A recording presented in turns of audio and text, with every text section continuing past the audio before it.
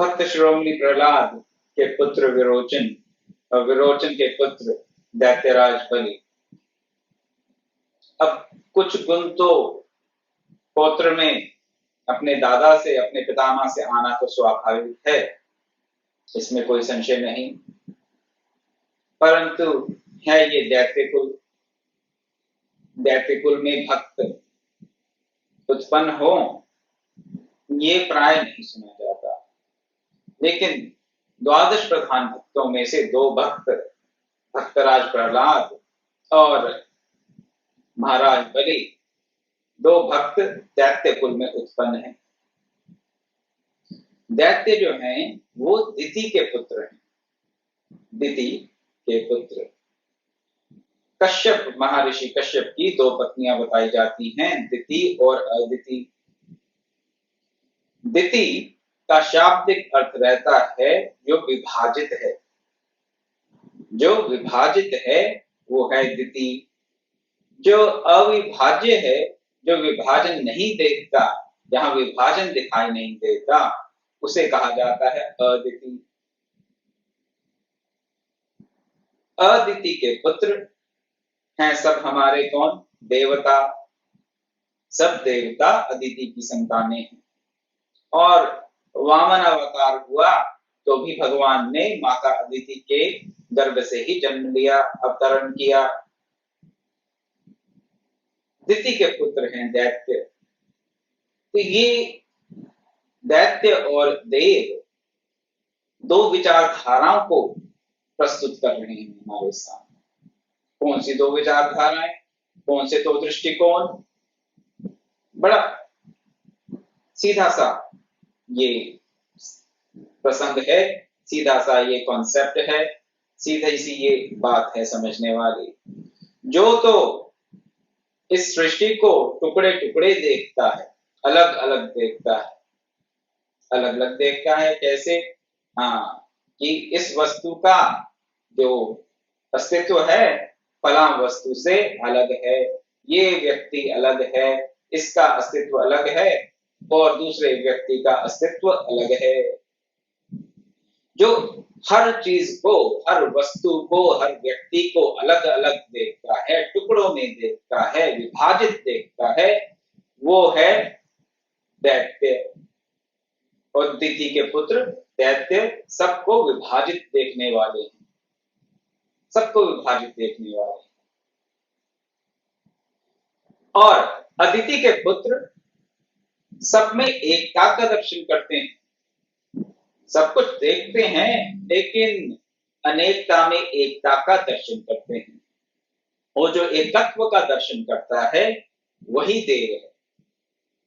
एकत्व का दर्शन करने वाला देव और विभिन्नता को सत्य मानने वाला, अनेकता को सत्य मानने वाला दैत्य।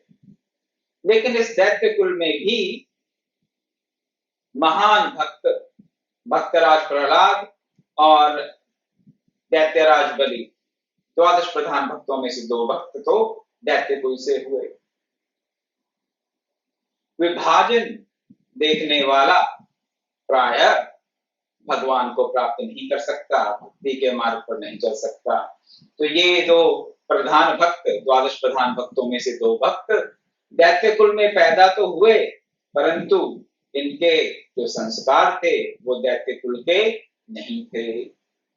अब दैत्य कुल में पैदा होकर भी दैत्य कुल के संस्कार क्यों नहीं थे? भक्तराज प्रहलाद को तो गुरु ऐसे मिल गए, गुरु ऐसे मिल गए जिनसे कि उनके अगर कोई कुल के संस्कार होंगे भी तो उनका उन्होंने सबीज नाश कर दिया। कौन गुरु? देव ऋषि नारद। देव ऋषि नारद से शिक्षा और दीक्षा प्राप्त करके और उनके कथनानुसार, उनके निर्देशानुसार साधना में संलग्न होकर, तप में संलग्न होकर भक्तराज प्रहलाद ने अपना अनुपम स्थान प्राप्त किया द्वादश प्रधान भक्तों में। भक्तों के राजा कहे जाते हैं वो भक्तराज। इसी प्रकार महाराज बलि, जो कि प्रहलाद के पौत्र हैं, ग्रैंडसन हैं, वो भी अपने बल से, पराक्रम से, शौर्य से और धर्मानुष्ठानों से, और सबसे ऊपर की बात अपनी दानवीरता से 12 प्रधान भक्तों में स्थान पा गए। दानवीरता, जो कह दिया सत्य धर्म में निष्ठ थे, सत्यनिष्ठ थे, धर्मनिष्ठ थे, दानवीर थे, इसलिए वो भगवान के 12 प्रधान भक्तों में स्थान पा गए। तो किसी भी कुल में जन्म हुआ हो, अगर अच्छा गुरु मिल जाए, अच्छे संस्कार मिल जाएं और उस संस्कार, उस शिक्षा दीक्षा के अनुसार भगवान का भजन किया जाए, व्यक्ति अगर साधन के मार्ग पे लग जाए, तप करे, तो शरीर में जितने भी दुर्गुण हैं, जिनको कि आप जेनेटिक मेकअप कह सकते हैं साइंस की भाषा में, तो जो भी जेनेटिक ट्रेट्स हमारे में हैं, जो कि हमारे साधन में, हमारे कल्याण के मार्ग में बाधक हो सकते हैं, उनका हम नाश कर सकते हैं, इसमें कोई संशय नहीं। तो उत्तम कुल में जन्म नहीं मिला, परंतु उत्तम गुरु से, एक श्रोत्रिय ब्रह्मनिष्ठ गुरु से दीक्षा शिक्षा प्राप्त करके साधन में संलग्न होकर व्यक्ति उच्चतम पद को इस मानव जीवन के जो परम प्राप्तव्य है उसको प्राप्त कर सकता है, इसमें संशय नहीं। ये हमें भक्तराज प्रहलाद और दैत्यराज बलि के जीवन चरित्र को देखने से मालूम होता है। ये ऐसे हमें देखने को मिलता है इनके जीवन में। महाराज बलि क्या करते हैं? जो कह देते हैं उसका पालन करते हैं, उससे पीछे नहीं हटते। तो ये दैत्य हैं कि देव हैं? फिर दैत्य कुल में उत्पन्न हुए और लक्षण है देव जैसे, देवों जैसे लक्षण है। भक्ति में, भगवत भक्ति में देवताओं से भी ज्यादा निष्ठा, किसी प्रकार का स्वार्थ नहीं है। आगे हम देखेंगे कि गुरु ने क्या कहा और दैत्यराज बलि ने किस प्रकार उसका उत्तर देकर गुरु की आज्ञा को मानने से इनकार कर दिया, मना कर दिया। भगवान ने गीता में भी कहा कि इस जगत में 2 प्रकार के पुरुष हैं, 2 प्रकार के प्राणी, 2 भूत सर्गो लोकेस्मिन् देव आसुर एव च। 2 प्रकार की प्रकृति के प्राणी पाए जाते हैं, दैवी प्रकृति के और आसुरी प्रकृति के। दैवी प्रकृति के प्राणी अच्छे कुल में ही जन्म लें, ऐसा हमेशा नहीं देखा जाता, और आसुरी वृत्ति के प्राणी हमेशा सदैव निकृष्ट कुल में जन्म ले, ऐसा भी नहीं देखा जाता। राक्षस राज रावण को ही देख लीजिए, उत्तम कुल में कुलत्स के नाती थे, तो उत्तम कुल में उनका जन्म हुआ, लेकिन राक्षस राज कहे जाते हैं। क्या हम उनको ब्राह्मण की संज्ञा देते हैं? क्या हम उनको देव की संज्ञा देते हैं? नहीं, राक्षस राज रावण। तो उनके पिता कौन थे और किस कुल में उत्पन्न हुए थे मालूम है हम सबको, सब जानते हैं, लेकिन उसका श्रेय रावण को नहीं दिया जाता। रावण को तो राक्षसवादी कहा जाता है। उसी प्रकार यहाँ पर हम दैत्यराज बलि तो कह देते हैं, लेकिन बलि, महाराज बलि को क्या समझते हैं? क्या किसी प्रकार का राक्षस समझते हैं? किसी प्रकार का असुर समझते हैं? हम उनको 12 प्रधान भक्तों में से एक भक्त मानकर उनकी कथा का श्रवण कर रहे हैं। भक्तराज प्रहलाद के बारे में तो कहना ही क्या, उनकी तो मैं क्या बात कर सकता हूं। अभी उनके चरित्र की चर्चा तो वैसे हम कर चुके हैं। वो तो भक्तों में शिरोमणि हैं, दैत्य कुल में उत्पन्न हुए, इस बात का तो हमें ध्यान भी नहीं रहता। जब उनका स्मरण करते हैं, उनका चिंतन करते हैं, तो एक परम भक्त के रूप में, ऐसे भक्त जिनकी पुकार पर भगवान नरसिंह के रूप में प्रकट हो जाते हैं, ऐसे भक्त के रूप में हम उनका चिंतन करते हैं। और महाराज बलि का भी जब हम चिंतन करते हैं, जब भी महाराज बलि का प्रसंग आता है तो वामन अवतार के परिप्रेक्ष्य में उनका चिंतन किया जाता है कि महाराज बलि इतने पराक्रमी थे कि उनको परास्त करने के लिए भगवान को खुद अवतार लेना पड़ा, वामन रूप में, उपेंद्र के रूप में। देखिए उनके बल, उनके पराक्रम की पराकाष्ठा। भगवान खुद अवतार लेते हैं उनको परास्त करने के लिए। तीनों लोकों के स्वामी, तीनों लोकों के स्वामी। और बात ये है, असुर कुल हो, दैत्य कुल हो, उत्तम कुल हो, हर व्यक्ति अपने पुरुषार्थ से ही भगवत प्राप्ति कर सकता है। हाँ, कैसा हमें साधन मिलता है, कैसा शरीर प्राप्त होता है, किस वातावरण में हमारा लालन पालन होता है, उसका अवश्य प्रभाव पड़ता है, इसमें कोई संशय नहीं, इसमें कोई संशय नहीं। और कुल के जितने भी सद्गुण दुर्गुण होते हैं उनका भी प्रभाव रहता है। ये तो सब हमें प्रारब्ध से प्राप्त हो जाते हैं।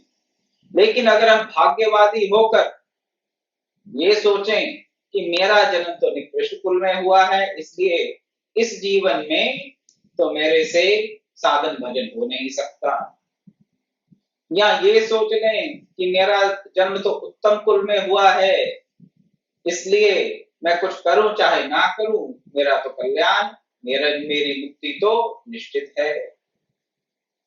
या ये सोच लें कि अभी इस जन्म में उत्तम गुरु से हमें दीक्षा प्राप्त हो गई, इसलिए हमारी मुक्ति निश्चित है। किसी भी प्रकार से प्रमाद अपना लें। प्रमाद दो प्रकार से अपनाया जाता है।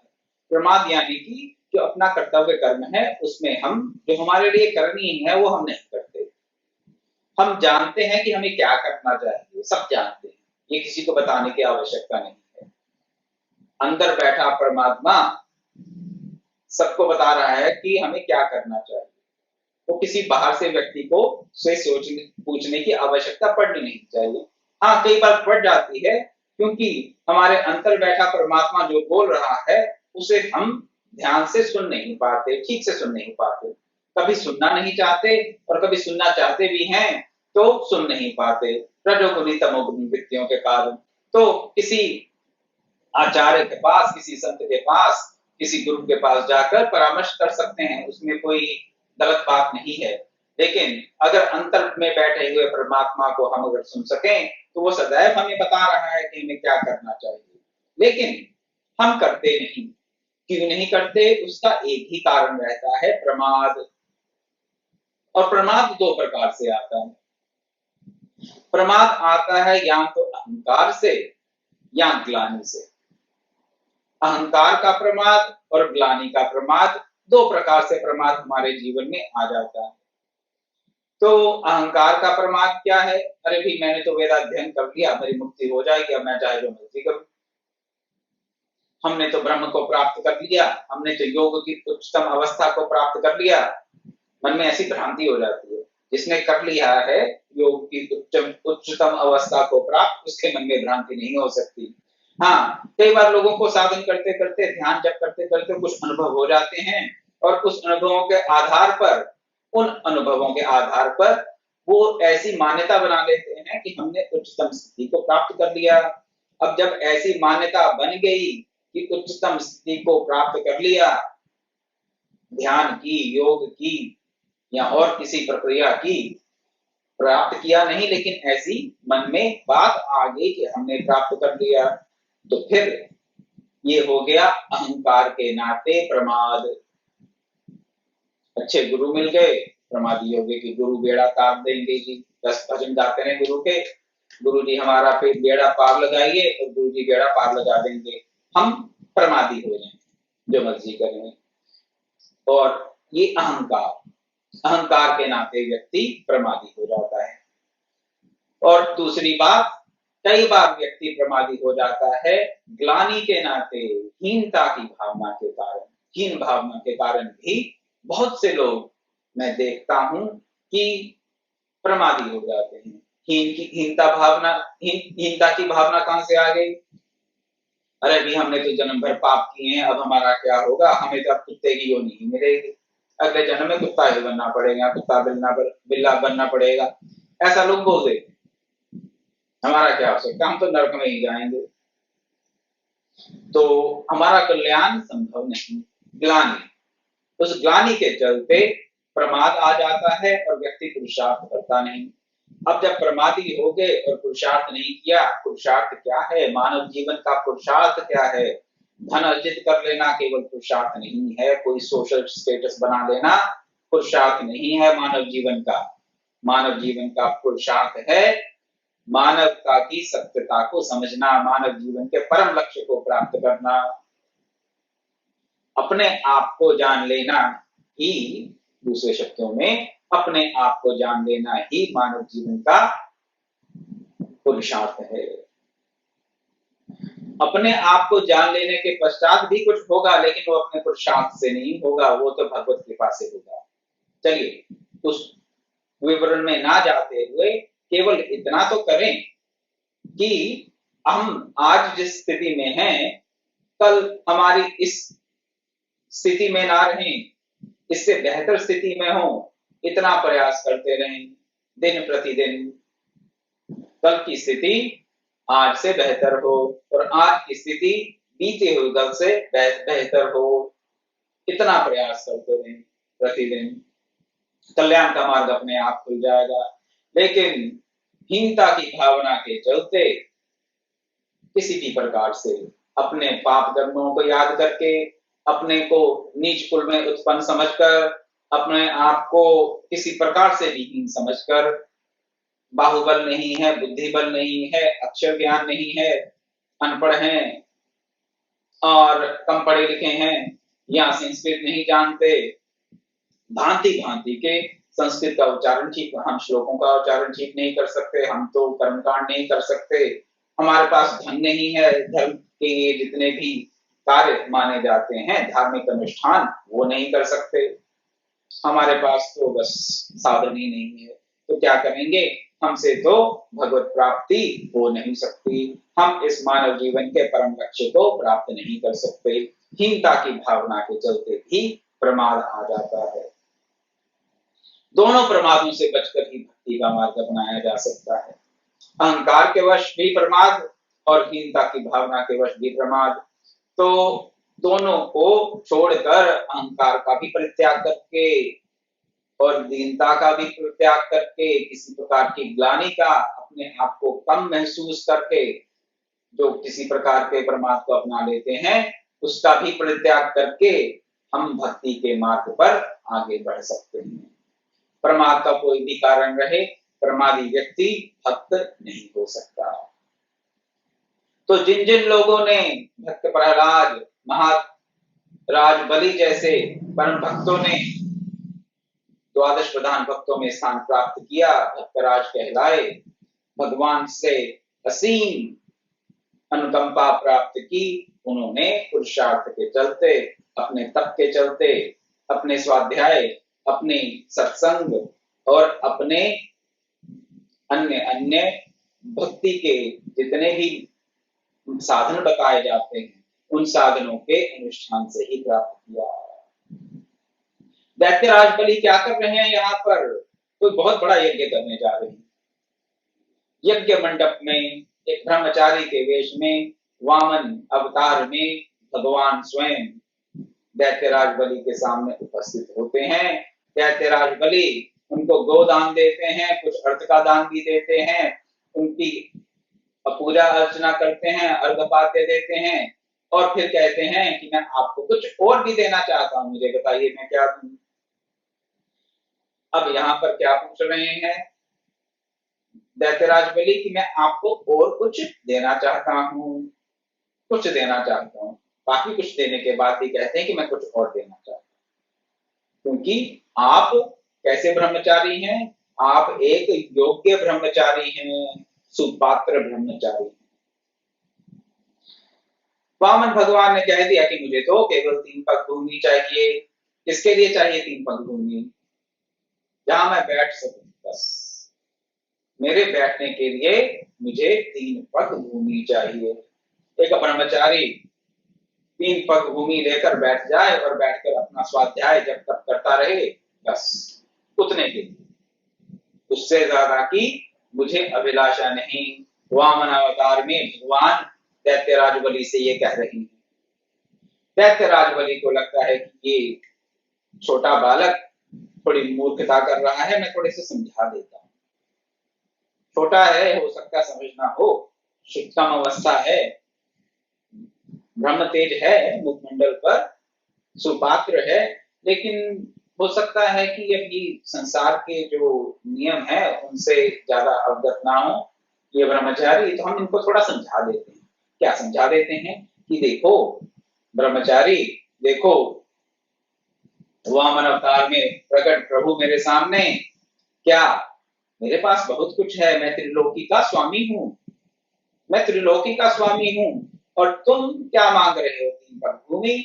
ये तो ऐसी बात है कि जैसे कोई कल्प वृक्ष से अन्न का एक दाना मांगे। कल्प वृक्ष से आप कुछ भी प्राप्त कर सकते हैं, और ये जानते हुए भी आप अन्न का एक दाना मांगे अपने संकोच के कारण, तो भौतिक दृष्टि से आप मूर्ख ही कहलाएंगे। तो दैत्यराज बलि यहाँ पर छोटे ब्राह्मण बालक को, जो कि ब्रह्मचारी वेश में उनके सामने उपस्थित हुए हैं, उनको समझा रहे हैं कि आप कुछ और मांगिए। लेकिन भगवान अड़े रहे कि नहीं, मुझे तो 3 पग भूमि ही चाहिए, 3 पग भूमि चाहिए, बस और कुछ नहीं। राजा बलि ने कह दिया कि ठीक है, मैंने जो समझाना था, जितना प्रयास करना था कर दिया, अब आपको जो अच्छा लगता है ठीक है, आप वो ले लीजिए। अंत में उन्होंने कह दिया, अच्छा मैं आपको 3 पग भूमि देता हूं या दे दूंगा, संकल्प कर लिया। इतने में क्या होता है, उनके गुरु शुक्राचार्य, दैत्यों के गुरु हैं शुक्राचार्य, शुक्र आचार्य, शुक्र कहते हैं, शुक्र नाम से ग्रह भी है जिसको कि इंग्लिश में वीनस कहा जाता है। वीनस, शुक्राचार्य, शुक्र ग्रह, ये आसुरी वृत्ति का प्रतीक है, आसुरी वृत्ति का प्रतीक है। अब शुक्र आसुरी वृत्ति का प्रतीक क्यों है? क्योंकि शुक्र क्या करता है, शुक्र क्या करते हैं, शुक्राचार्य क्या बता रहे हैं, बात सुने, फिर मैं आपको शुक्र के कुछ लक्षण बता देता हूं। समझाते हैं अपने शिष्य राजा बलि को कि ये वामन वेशधारी साक्षात भगवान हैं, सतर्क हो जाओ, संभल जाओ, ये 3 पग में तुमसे त्रिलोकी का राज्य छीन लेंगे, त्रिलोकी का राज्य तुमसे छीन लेंगे।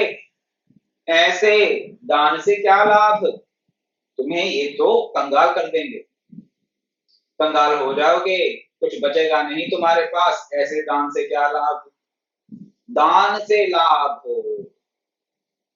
तो कौन सोचता है, आसुरी वृत्ति के लोग ऐसी बातें सोचते हैं। यह है शुक्र। शुक्र क्या सिखाता है आपको कि आपका हर जगह क्या लाभ हो रहा है। शुक्र आपको अपनी इंद्रियों की तृप्ति को और कार्यों से ऊपर मानने के लिए मजबूर करता है। शुक्र कहता है अपनी और अपनी इंद्रियों की तृप्ति सर्वोपरि है। शुक्राचार्य यही सिखा रहे हैं कि तुम श्रीहीन हो जाओगे, निर्धन हो जाओगे, त्रिलोकी के स्वामी हो, तीनों लोकों का तुमसे ये दान मांग लेंगे 3 पग में, ऐसी मूर्खता मत करो। बलि अपने शिष्य को कह रहे हैं, कौन, दैत्यों के गुरु शुक्राचार्य। इस शुक्र का कार्य, साधक को, भक्त को शुक्र के प्रभाव से बचना चाहिए। शुक्र जिन जिन कार्यों में संलग्न करता है उससे हमें सावधान रहना चाहिए। जैसे कि दैत्यराज बलि सावधान रहे, गुरु हैं उनके, कुल गुरु हैं, परंपरा से उनके गुरु हैं, दैत्यों के गुरु हैं, सब दैत्यों के गुरु हैं तो उनके भी गुरु हैं, दैत्य कुल में उत्पन्न हुए, परंतु उन्होंने गुरु की ये बात नहीं मानी। क्यों नहीं मानी? भक्त क्या सोचता है, ये नहीं सोचता, अरे भाई मैं अपना धन अपना वैभव, अपना ऐश्वर्य ऐसे भगवान को दान में दे दूं, मुझे क्या मिलेगा? शुक्राचार्य ने ही कहा, ऐसे दान का क्या लाभ? भक्त नहीं सोचता क्या लाभ। भक्त तो केवल दान देता है, जितना उसका सामर्थ्य हो वो दान देता है। क्यों देता है? दातव्यमिति यद्दानम दीयते अनुपकारिणे, भगवान ने कहा गीता में। क्या, कैसा दान सात्विक दान है जो दिया जाता है?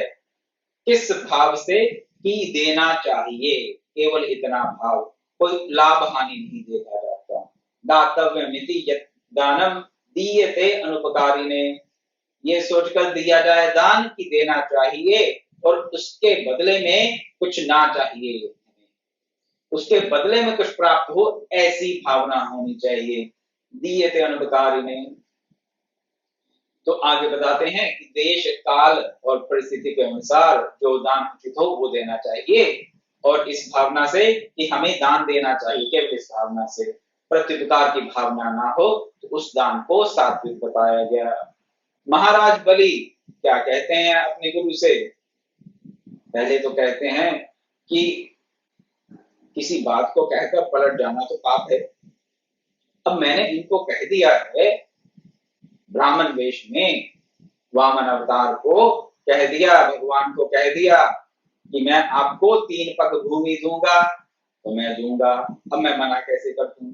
मैंने तो कह चुका हूं, मैं वचन दे चुका हूं। हरिओम।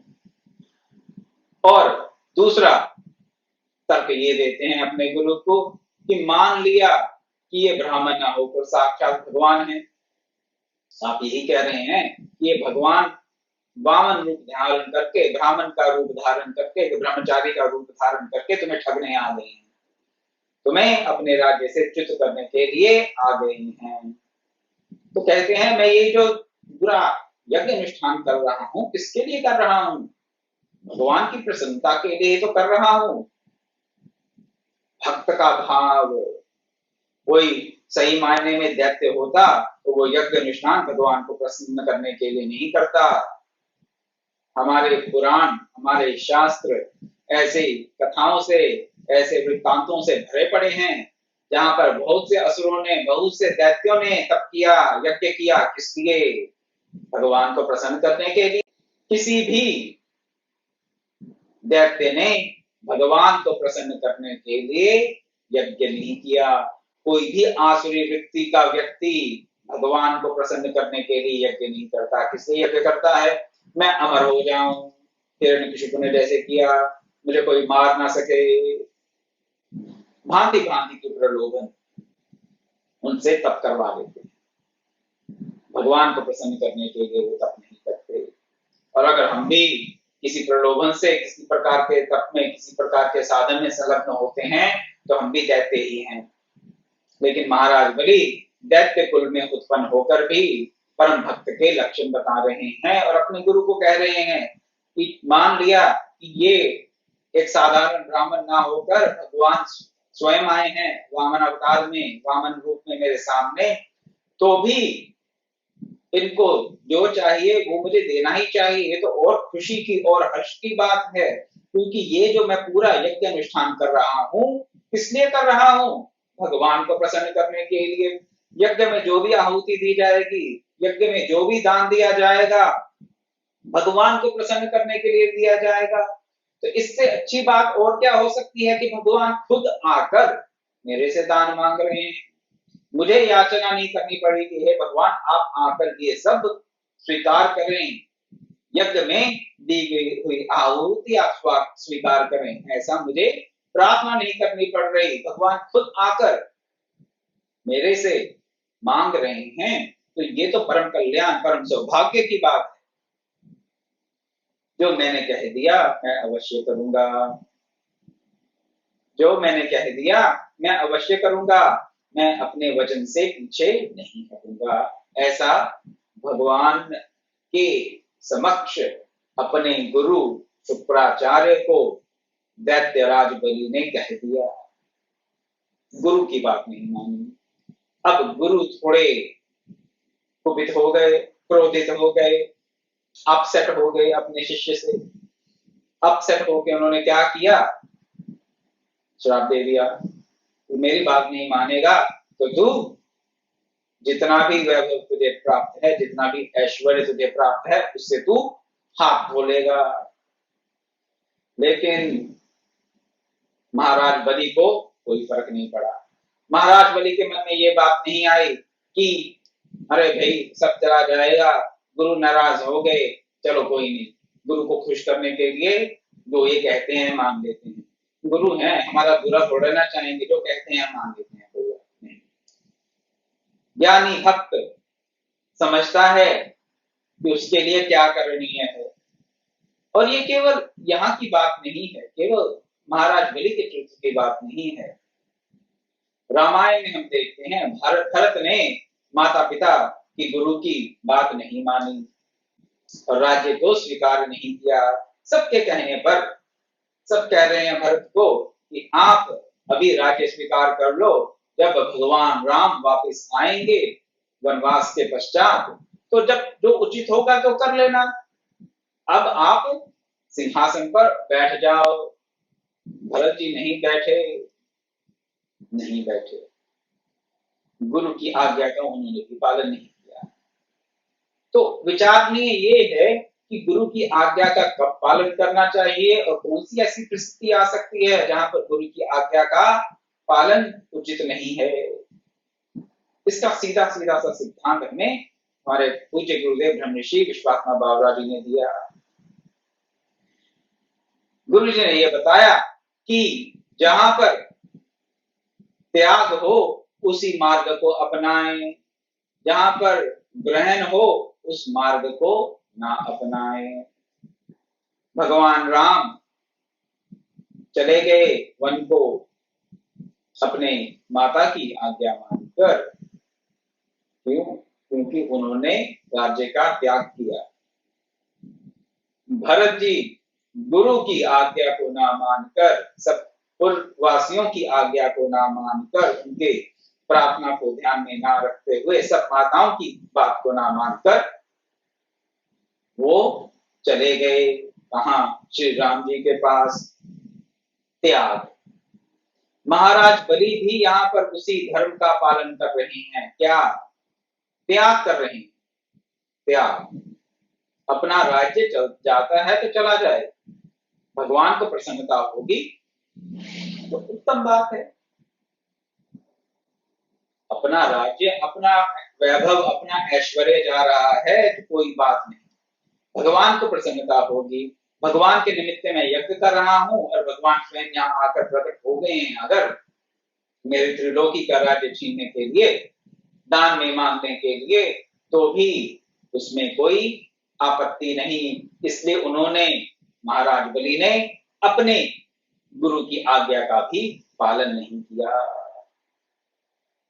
कई बार माता पिता गुरु ऐसी शिक्षा दे देते हैं, प्रमादवश या स्नेहवश, जैसा मर्जी आप समझ लें, कई बार स्नेहवश भी ऐसी शिक्षा दे देते हैं जो कि पुत्र के, पुत्री के, शिष्य शिष्या के अनुकूल होती नहीं।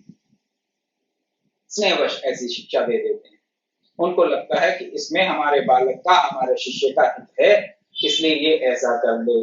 धर्म का भान नहीं रहता कई बार, स्नेहवश।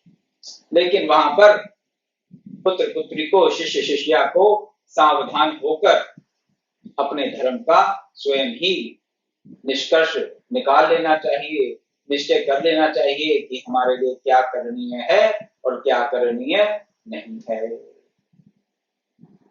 महाराज बलि ने भी यही कहा अपने गुरु से कि मैं आपकी आज्ञा नहीं मानूंगा, भगवान स्वयं आए, ले जाए जो लेके जाना चाहते हैं, सब उन्हीं के लिए तो है, बस।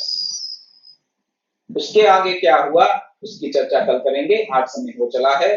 अब वामन भगवान क्या करते हैं और महाराज बलि क्या करते हैं, आगे का प्रसंग भी आपके सामने रखा जाएगा इस दृष्टिकोण से कि हम महाराज बलि के इस चरित्र से जो भी गुण ग्रहण करना चाहें उनको एक एक करके, धीरे धीरे उनको एक एक करके ग्रहण करें अपने भीतर में, पहले तो मन से, फिर बुद्धि से, और फिर उनको अपने जीवन में भी उतारें। श्रवण मनन निधिध्यासन, वेदांत की प्रक्रिया को अपनाते हुए इस कथा का श्रवण करेंगे तो अवश्य ही कल्याण के भाजन बनेंगे। ओम पूर्णमदः पूर्णमिदं पूर्णात् पूर्णमुदच्यते पूर्णस्य पूर्णमादाय पूर्णमेवावशिष्यते। ओम शांति शांति शांति। हरि ओम तत्सत्।